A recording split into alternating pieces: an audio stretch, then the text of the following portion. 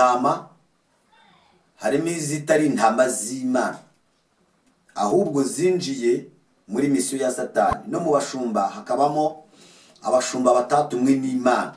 Ndabaza nti tuzababwirwa n'iki?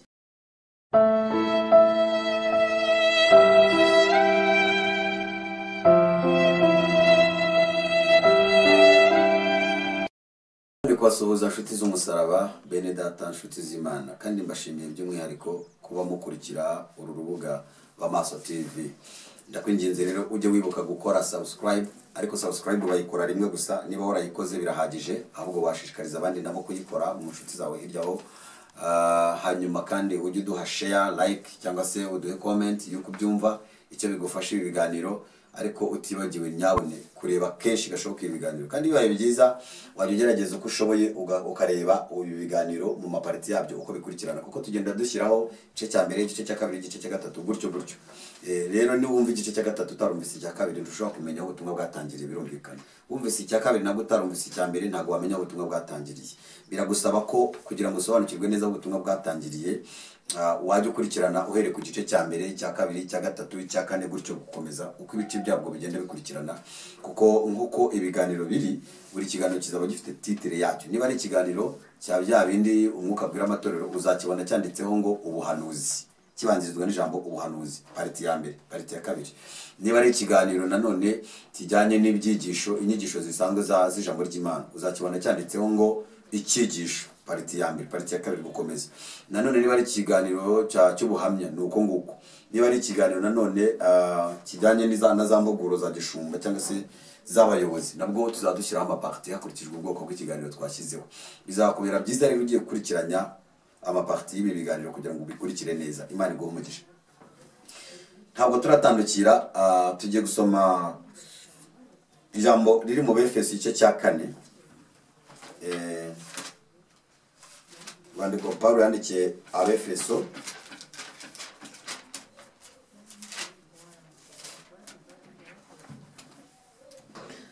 urwandiko Pawulo yandikiye Abefeso igice cya 4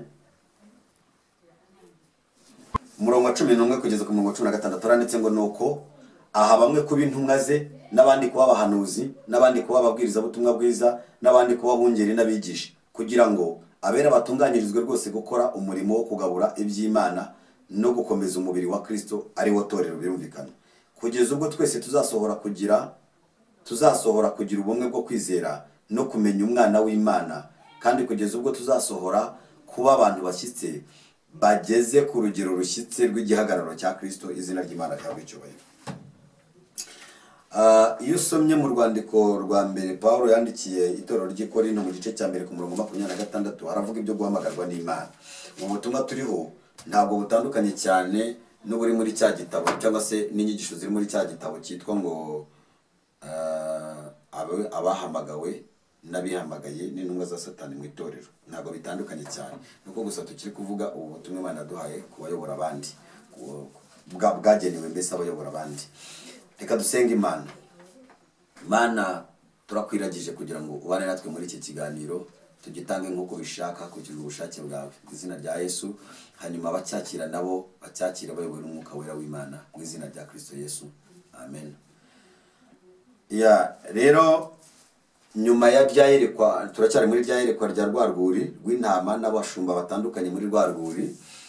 Naje rero gukomeza kuganira na Marayika, mubaza ibibazo byinshi bitandukanye kuri urwo rwuri. Nabaje nese kubera iki? Ubwo kugira ngo umenye aho tugeze no kusabwa kuba warakurikiranye igice cyabanjirije iki ngiki, birumvikana. Kubera iki bari abashumba bihamagaye barwaye imvuvu mu mitwe, barwaye umwera ku mubiri wose, umubiri wabo uvuvukaho umwera, barwaye amavunja mu ntoki no mu mano, mu by'ukuri badafite n'ibikoresho bya gishumba? Nigeze kuvuga muri video y'ubushize ko ibikoresho bya gishumba ari bya bindi: inkweto, ingofero, inkoni, ikote ry'imbeho, ibintu nk'ibyo nyine hari ibintu umushumba agomba kuba afite no mu buryo busanzwe, ariko ni ikigereranyo cy'umushumba w'umukumbi w'Imana tuba turi kuvuga. Hanyuma baza Marayika ni kuki bari badafite ibikoresho bagaragaye muri rwuri rw'intama. Arambwira ngo mu ntama harimo izitari intama z'Imana ahubwo zinjiye muri misiyo ya Satani. No mu bashumba hakabamo abashumba batatumwe n'Imana. Ndabaza nti tuzababwirwa n'iki? Arambwira ngo icyambere muzabamenyera ku mbuto zabo. Icya kabiri arambwira ngo abahanuzi b'ibinyoma bazagwira bakora ibimenyetso n'ibitangaza gusa. Ndavuga nti tuzababwirwa n'iki? Arambwira ngo icyambere abahanuzi n'abigisha b'ibinyoma muzababwirwa nuko ubutumwa bwabo bushingira ku nyungu zabo gusa. Icya kabiri abahanuzi n'abigisha b'ibinyoma muzababwirwa ko ubutumwa babwiriza n'ubuhanuzi bahanura bwose ari prosperite. Mbare mbivuze mu Gifaransa mwihangane. Narishatse kuvuga ni bijyanye n'iby'isi gusa, mbese n'ubutumwa bugarukira hano ku buzima bwa hano ku isi gusa, ubutunzi, terambere, kuronka kwamamara, gukomera, ibintu nk'ibyo ngibyo nibyo nari nise prosperite munyihanganire. Ibyo rero marayika arambwira ngo uzababona batigisha ubutumwa bwihanisha abantu ibyaha. Muzababona batigisha ubutumwa bwihanisha abantu ibyaha, batigisha ubutumwa bubwira abantu kugaruka kwa Kristo, batigisha ubutumwa bushishikariza abantu gukundana kuko itegeko ry'Imana ari urukundo. Muri bo nta rukundo bafite, na shebuja wabatumye Satani nta rukundo agira. Ntibazigisha rero iby'urukundo, ntibazigisha rero ibyo kugaruka kwa Kristo, ntibazigisha rero ibyo kwihanisha abantu ibyaha, ntibazigisha iby'ubugingo buhoraho. Oya, bazahora mu bitangaza. Aba banza nawe warababonye kandi bariho na bugingo n'ubu. Marayika arambwira ngo ikimenyetso cya gatatu gikurikiyeho nuko aba bantu ngo bazaba bumvira irari ry'imitima yabo kuruta kumvira umwuka w'Imana. Bumvira isi kuruta kumvira ijuru. Ibi rero birasaba gushishoza. Ndatumwa ngo mbwira abantu ngo Imana ije guhemba no guhana, ije guhora inzigo ku banyabyaha, kandi ije gusohora mu itorero abihangiye ibyubahiro mu murimo w'Imana, ndetse n'aburiye inkike nibatihana ngo Imana ije kubahana ubwayo. Ntabwo ijambo riri mu Byahishuwe Yohana igice cya 3 umurongo wa 15 mwihangane turisome, ndumva nashaka kurisimbuka. Igice cya 3 umurongo wa 15 kugeza kuri 16 haravuga ngo nzi imirimo yawe yuko udakonje kandi ntubire, iyaba wari ukonje cyangwa wari ubizi. Nuko rero kuko uri akazuyazi udakonje kandi ntubire, ngiye kukuruka, ni Uwiteka Imana Nyiringabo avuze. Marayika arambwira ati Imana izahana indyarya n'abashizi b'isoni baba mu matorero bihishe mu murimo w'Imana, bihinduye abacamanza bahora batukana, batunga agatoki ibyaha bya bagenzi babo batitaye ku byabo. Kandi koko uyu mwuka ureze mu itorero, usanga abantu bazi guca imanza kuruta uko bamenya kurwana intambara yo gukiranuka. Bagahora batunze agatoki ibyaha bya bagenzi babo batitaye ku byabo. Umuntu akigira intungane kandi nawe ari ruharwa mu bizira byinshi. Hanyuma marayika arambwira ngo genda ubwire itorero ngo Uwiteka arirahiye icyubahiro cye ntazagiha undi, kandi n'ishimwe rye nta wundi bazarisangira. Ngo Imana izubahisha abayubaha, ariko izakoza isoni abayikojeje isoni, kandi izasuzuguza abayisuzugura. Ntabwo ijambo riri mu gitabo cya Samweli wa mbere, cyangwa se igitabo cya mbere cya Samweli ibice 2 igice cya 2 umurongo wa 30. Marayika arambwira ngo kandi ubwire itorero ngo amahoro y'Uwiteka, imigisha y'Uwiteka n'ubugingo buhoraho bizomatana n'abubaha Uwiteka by'ukuri. Mpabwa irindi jambo ry'Imana riri mu gitabo cy'umuhanuzi Yesaya igice cya 43 umurongo wa 1 kugeza ku murongo wa 4. Mpabwa riri muri Yeremiya igice cya 15 umurongo wa 19 kugeza ku murongo wa 21. Niriri kwa Timoteyo wa mbere, urwandiko rwa mbere rwa Timoteyo igice cya 5 umurongo wa 21, n'urwandiko rwa kabiri rwa Timoteyo igice cya 4 umurongo wa 1 kugeza ku murongo wa 5. Aya maverse yose ndakwinginze uzi gufata Bibiliya yawe niwumva aka video uyasome, tukajya yumva nyavuga gutya gusa ngo usimbuke nawe uyumvire birangire. Oya, byo bumbura Bibiliya yawe mu Kristo mwiza, usoma aya magambo wumve Imana ibishatse kuvuga hariya. Kandi marayika arambwira ngo abanyabibi ni ukuvuga abakora ibizira bagiye kugubwa neza, ndetse no kuganza no kugwira no kugira ijambo mu itorero, ariko by'akanya gato, kuko mu bubyutse buheruka Imana izirukana benshi bayinaniye mu itorero. Mpabwa ijambo riri kwa Yeremiya igice cya 33 umurongo wa 13, ndetse no kwa Luka igice cya 11 ku murongo wa 33. Ndakwinginze ni ujya wumva tutu video aya maverse mba ndi kuvuga ujye yasoma. Ngiye mba nanga kubumbura Bibiliya buri kanya kugira ngo bitantware iminota myinshi. Urakoze cyane. Hanyuma Imana irantuma ngo genda ubwire abaremerewe n'umuhamagaro bihangane, kuko hahirwa uwihanganira ibimugerageza, namara kwemerwa azambikwa ikamba ry'ubugingo iry'Imana yasezeranije abayikunda. Mbaza uwo twari kumwe marayika urya, nahise umuhamagaro uraremera. Arambwira ngo umuhamagaro uremerera abawutwara mu buryo bw'umubiri, ariko abawutwazwa n'umwuka ntabwo baremerera. Abatwazwa n'umwuka umuhamagaro ntabwo umuhamagaro baremerera, ariko abawutwara muri logique z'umubiri bakawufata nk'ibintu bisanzwe, bakawufata nk'akazi gasanzwe, bakawufata nk'igishoro kigomba kubazanira inyungu zose bashaka kandi kikazizana vuba, abo ngabo urabaremerera byanze bikunze.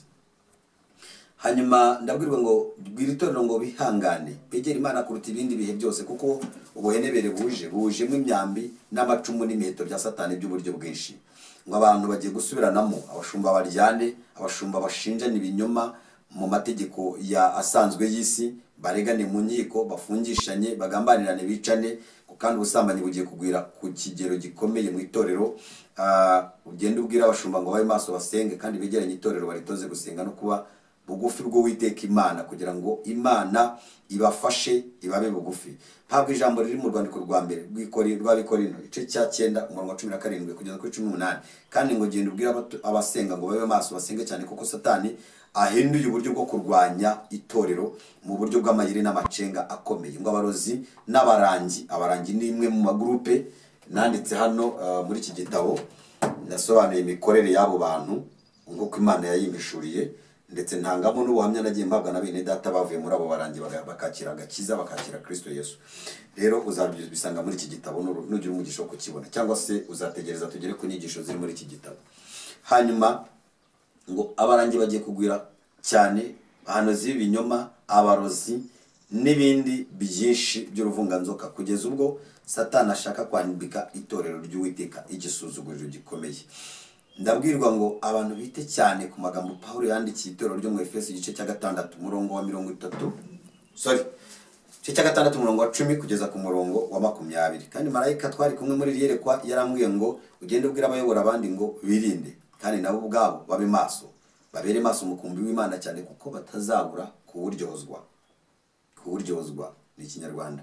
Hanyuma ubabwire ngo ibirura bije bishonje cyane, ibirura Satani yohereje bije bishonje cyane, bifite ubukana bwinshi, kandi ngo abantu benshi bagiye kuza bigize intama, nyamara mu mitima yabo ari amasega aryana. Hanyuma ndabwirwa ngo itorero rigiye kuyoborwa n'imyuka itatu ikomeye kandi rigiye kukandamizwa cyangwa guhangana cyangwa kurwana n'imyuka itatu ya Satani kandi ikomeye. Uwa mbere ni umwuka w'ubwoko, uwa kabiri ni umwuka w'ifaranga, uwa gatatu ni umwuka w'ubusambanyi. Hanyuma ndabwirwa ngo abantu basubire kugikumba bakomeze gusenga. Ngaho rero aho ubutumwa bwagarukiye bw'abayobora abandi mu itorero. Ariko reka ntange akantu gato gasa n'impuguro muri iki kiganiro. Ubundi kuba umukozi w'Imana ni kimwe mu bintu byiza mu buzima, ni kimwe mu bintu byiza, kuko jewe ntekereza ko nta n'isumbwe, ndavuga icyubahiro gisumba, nta cyubahiro cyangwa isumbwe riruta kuba umukozi w'Imana. Ntekereza ko kuba umukozi w'Imana nyakuri, ariko nyakuri ukaba umukozi w'Imana wahamagawe nayo, watumwe nayo, ukorana nayo, ukoreshwa nayo, nibyo byonyine bifite icyubahiro cy'ikirenga ku isi. Kuko iyo uri umukozi w'Imana ukorera neza, uba mu buzima bwiza, ukabaho nta muntu ukugendaho, nta muntu mufitanye ibibazo, nta nkiko ziguhamagara, nta ribu ibikugendaho buri kanya. Ni ukuvuga ngo uba mu mudendezo no mu mutekano. Ariko nanone bitavuze ko wabura ibishako, ibigeragezo cyangwa se ntambara. Utaza kubona wenda ufite ibigeragezo ukagira ngo wenda navuze ko utari umukozi w'Imana. Oya, n'ubundi turageragezwa, mu isi turageragezwa, niko na Yesu yavuze mu gice cya 17 cy'ubutumwa bwa Kristo bwanditswe na Yohana igice cya 17. Usome umva isengesho Yesu yasengeye itorero n'abandi bose ngo bazamwizera. Hanyuma yaravuze ngo mu isi tugira imibabaro myinshi, ariko niduhumure yanesheje isi. Ndetse na Zaburi ndibaza Zaburi ya 34 ku murongo wa 20, Bibiliya iravuga ngo ibyago n'amakuba by'umukiranutsi ni byinshi, ariko Uwiteka mukiza muri byose. Ntabwo bishatse kuvuga ko umukiranutsi atagira ibigeragezo cyangwa ibibazo, ariko twari dukwiye kwitwara gute rero muri izo ntambara duhura nazo. Ubundi ijambo rya mbere wakagombye kuba, niba ko kuri umuyobozi mu mukumbi w'Imana, iki kiri cyari cyo cyose waba uyoboye, wakagombye kuba warahamagariwe n'Imana uwo murimo, atari ukwihamagara ubwawe, atari uko so wanyu yabaye umupasiteri akakugira umudiyakoni, atari uko nyokurume yabaye umupasiteri akaguha kuba mwarimu. Oya, banza umenye uhamanye n'umwuka w'Imana niba koko Imana yaraguhamagaye. Iki kandi ndi kukubwira nicyo cya kindi nasomye mu rwandiko rwa Efeso igice cya 4 umurongo wa 11 kugeza ku murongo wa 16, kuko twatangiye havuga ngo aha bamwe kuba intumwa, abandi kuba abahanuzi. Ni Kristo wabitanze, ntabwo ari umupasiteri wagombye kubitanga ngo nuko akomeye cyangwa se yashinze itorero ryakomeye. Oya, ntabwo ari umuntu wagombye kubihundi, ni Kristo wenyine ubitanga. Dore rero iki ngewe mbona twakwitondera, dukwiye kubanza kumenya neza niba waduhamagaye koko, Prito tukwiye kubanza kumenya neza uwaduhamagaye uwo ari we. Yusomye mu butumwa bwa Kristo, mu buhanuzi bwa Yeremiya igice cya 1 umurongo wa 4 kugeza ku murongo wa 10, wumva neza guhamagarwa icyo ari cyo. Ari mvuze Yeremiya igice cya 1 ku murongo wa 4 kugeza ku 10. Tugasobanukirwa ko uwaduhamagaye atari umuntu nkatwe, tukagabanya rero amarangamutima mu muhamagaro, kuko uwaduhamagaye si umuntu nkatwe. Yusomye Abagalatiya igice cya 1 ku murongo wa 15, wumva neza impamvu zo guhamagarwa izo arizo. Bibiliya ifite buri kintu cyose wibaza. Tumenye kandi n'agaciro k'ubutumwa twahawe nk'abakozi b'Imana. Twirinde kujya itarushishi kandi twatumwe n'Inenewe. Sinzi niba ikintu mvuze mu cyumvise. Twirinde kujya itarushishi kandi twatumwe Inenewe.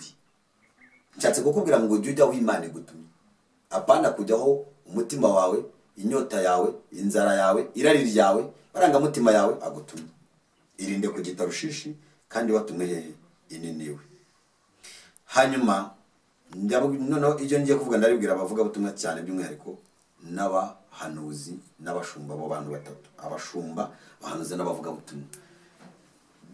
Hari ibintu bitatu dusabwa. Ijambo rya mbere ni ukwirinda icyaha n'igisana cyo. Ijambo rya kabiri ni ukuba ku gicaniro cy'amasengesho. Sinkubwiye ngo ntukagire ibindi ukora byagutunga cyangwa ngo bigutungira umuryango, ariko mushumba, muhanuzi, mubwiriza butumwa bwiza, ukwiriye kugwiza ibihe byo gusenga, ukaba hafi y'Imana, ukaba hafi y'Imana. Gusenga kutari kwa kundi ko kwisengesha byanyerejwe. Hari abantu basengera mu marangamutima yabo no mu marari yabo. Ni babandi Yakobo yavuze ngo murasaba ariko ntimuhabwe kuko musaba nabi. Ibyo musaba ari bijyanye n'irari ryanyu, bitarimo inyungu z'Imana. Ibyo musaba ari bijyanye n'ibyo mushaka kwaya no gusesagura. Hari abantu bawurugero, umuntu ashobora gusenga akabwira Imana ngo Mana ngo mbabarire, ngo nanjye ngo rwose ngo usohoze isezerano ngo ry'imodoka wambwiye, ngo ejo bundi ngo nanyuze kuri Sinayobye ngo atwaye iyo modoka, ngo musabye lift ngo yanga kuntwara, mbabarira nanjye Mana ngo uzampe imodoka, ngo Sinayobye akiriho ngo abibone nanjye nyicayemo nitwaye, ngo amenye neza ko rwose ngo hari Imana nakoreye. Iyo modoka uzayisaba urinde upfa ntayizabona. Niba ariyo mpamvu, kuko Imana mbere yuko iguha ibyo usaba ibanza kureba impamvu bisaba n'icyo bizakumarira n'icyo bizamarira abandi. Nuko nguko rero tujye tumenya no gusenga.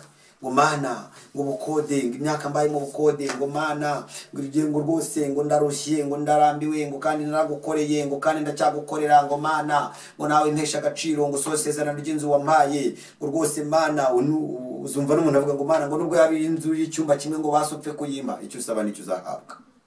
Icyo usaba nicyo uzagira gute? Nicyo uzahabwa.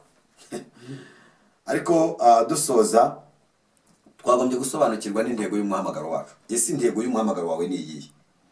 Intego y'umuhamagaro wawe ni iyihe?